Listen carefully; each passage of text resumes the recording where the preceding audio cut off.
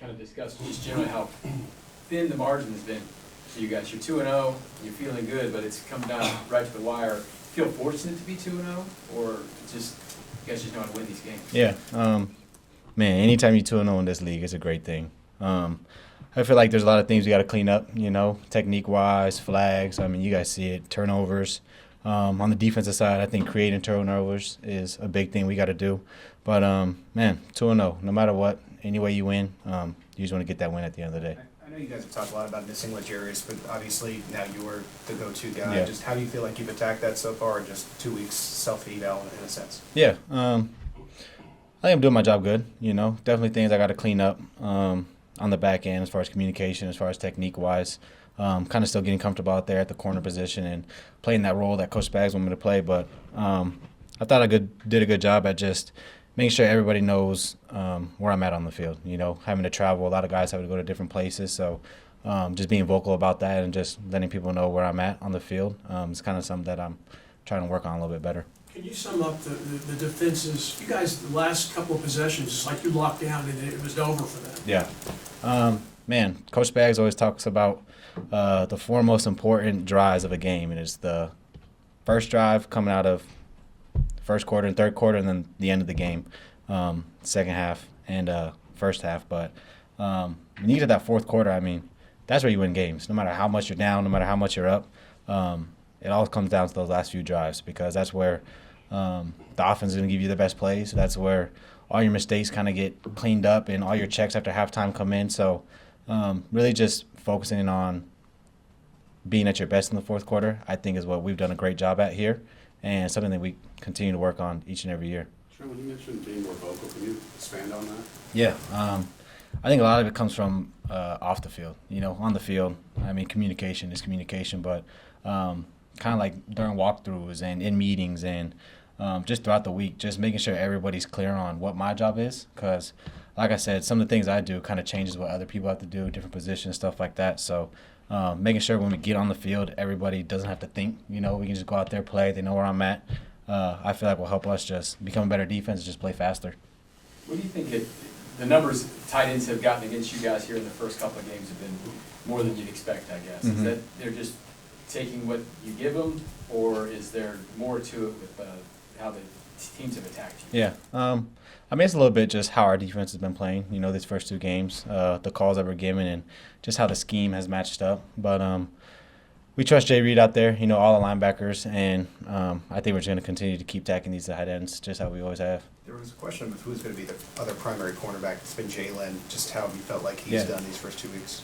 Man, I love that man. He's one of those dudes that you've seen it over these past 3 years. He just continues to just get better and better.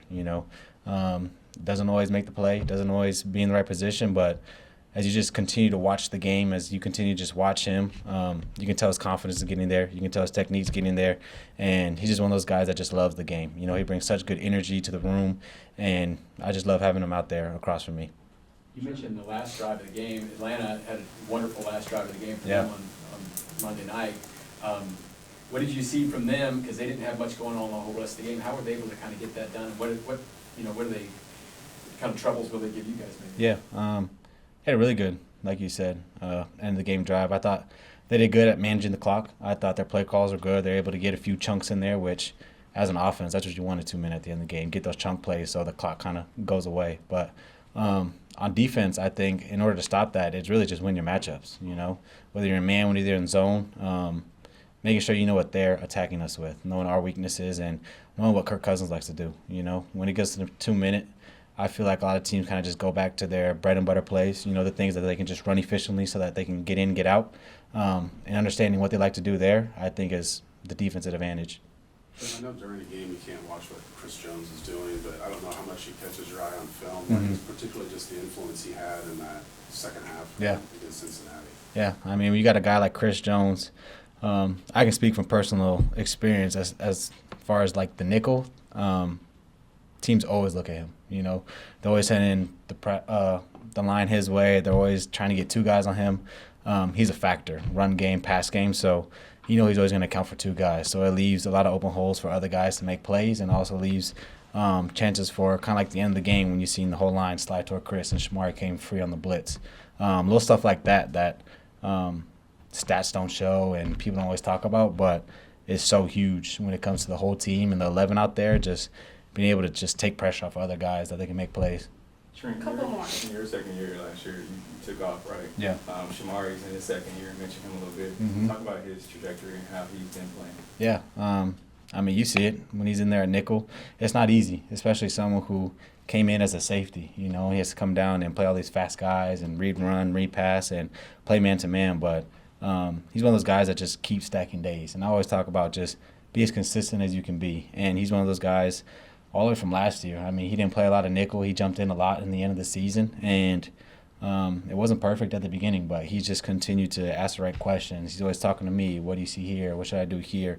And the best part I love about Shamari is he's 100% whenever he's on the field. You know, you always see max effort, great tackles, and he's just one of those guys that you want on the field because he's always around the ball and always making plays. Your early study here, what have you seen from Drake London and what he can do? Yeah, man, I actually played Drake when he was at SC when I was in college, so kind of know a little bit about him. He's a California guy, but big dude, you know, really good hands. He's really good at boxing DBs out when he can, and definitely a threat. You know, pass game, he can get down the field, he can stretch the field, red zone guy, but I think he's also really good in the run game. He can block really well. They like to run the ball to him a lot, so definitely one of those guys that if you let him just sneak in there, he can make a lot of plays on you. Last one, anyone? Okay, thanks, Trent. Appreciate y'all.